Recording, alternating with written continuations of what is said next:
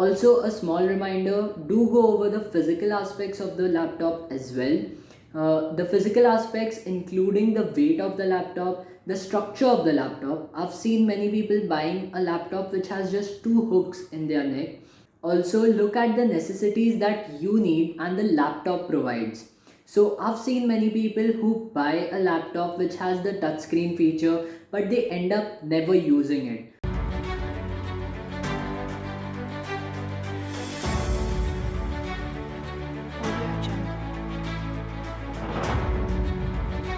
Hello guys, this is your boy Ali Salanki and today we'll be talking about the top laptops that you can buy in 2020. The Amazon links for all of these laptops can be found in the description below, so do check it out. If at any point you like a laptop in this list, pause the video, go over through the description and check out its link down below. Also, I had put out a story asking my followers about the laptops that they use and to suggest me some more. So, this video is made possible because of all of those responses. So, do follow me on Instagram if you aren't already. Also, a small reminder, do go over the physical aspects of the laptop as well. The physical aspects, including the weight of the laptop, the structure of the laptop. I've seen many people buying a laptop which has just two hooks in their neck, and this affects the durability of the laptop to a large extent. Also, look at the necessities that you need and the laptop provides. So, I've seen many people who buy a laptop which has the touchscreen feature, but they end up never using it. So, only buy a laptop according to your necessities and your preferences.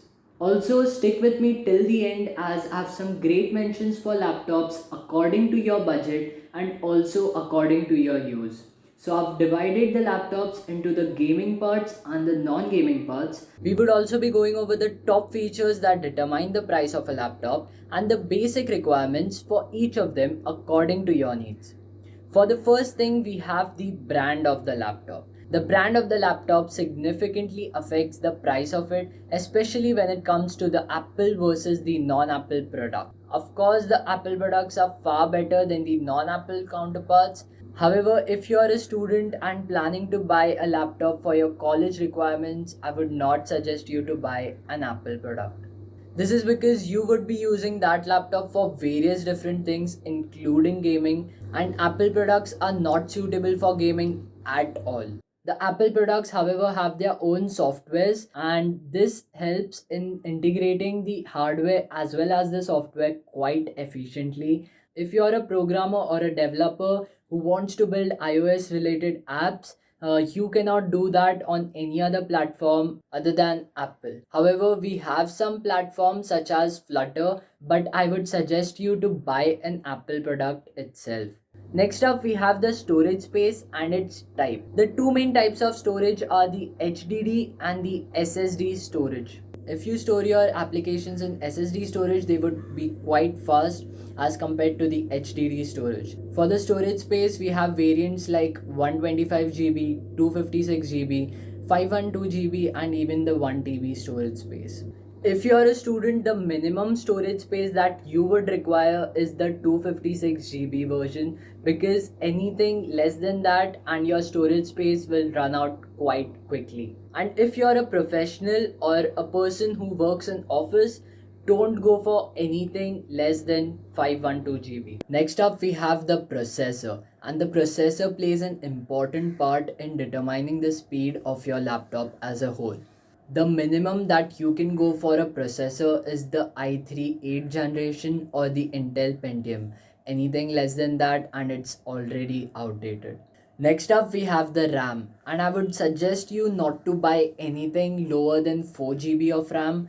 8 GB would be the preferred one. However, anything less than 4 GB, and don't even look at it. Then we have some additional add-ons for your laptop, such as a subscription to MS Office or graphic card or anything of that sort. This will also determine the price of your laptop. Now finally, let's go over the top laptops on this list.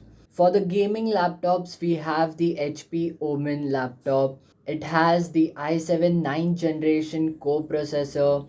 It is a gaming laptop with 16 GB RAM, 1 TB HDD, 512 GB SSD, and Windows 10 installed in it. If your budget is above 1 lakh, just blindly buy this laptop because it's great for gaming purposes. For the non-gaming counterpart, we have the Apple MacBook Pro. It has 8 GB RAM, 128 GB storage. It also has a 256 GB storage version. Next up, we have the below 1 lakh and above 80,000 list. Here again, HP Omen is quite good. However, Lenovo Legion is also a laptop you need to check out if you're a gamer. The Lenovo Legion gaming laptop is 16 GB RAM, 1 TB HDD, and 256 GB SSD with a 4 GB graphic card. So it's quite good. Also, the reviews of Lenovo Legion are quite good, so do check it out. HP Omen also has a gaming laptop variant below 1 lakh, so do check that out as well.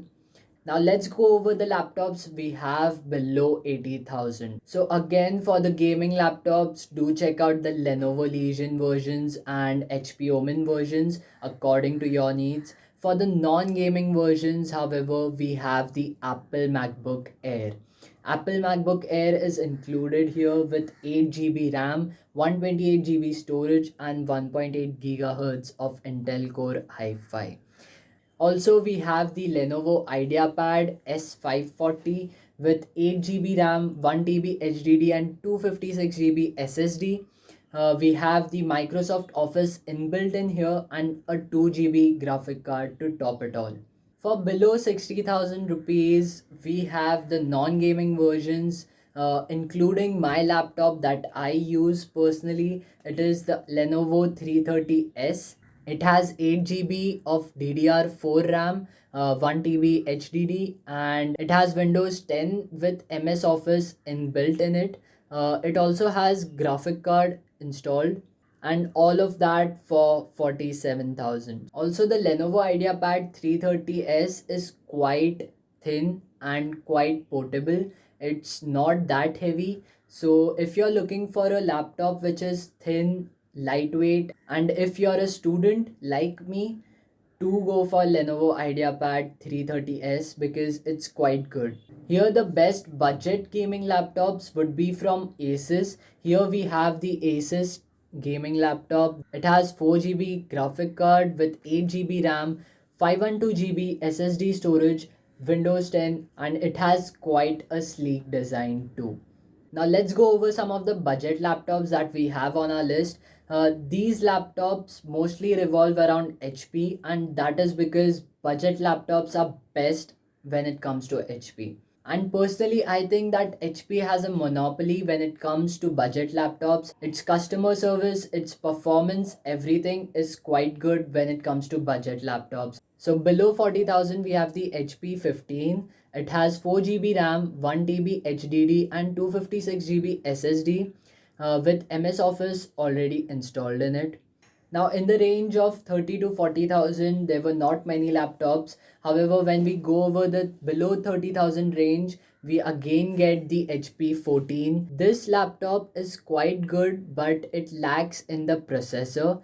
It has the Intel Pentium core with 4 GB RAM, 256 GB SSD storage, and it is also a laptop which is quite light. So do check it out if you are a person who wants a laptop below 30,000 range. In the budget laptops, we also have Chromebooks. However, I have never gotten the chance to get on-hand experience with Chromebooks, so I have not included them in the list. So that's it for the video, and if you like this video, please press the like button, subscribe to my channel, and leave some feedbacks down below. Tell me which laptops you personally own and which laptops you are planning to buy in the future. Also, if you're a millennial or someone who likes videos of self growth, self improvement, or self help, this is the perfect channel for you. So, subscribe on this channel, and I would be putting out some amazing content for you guys.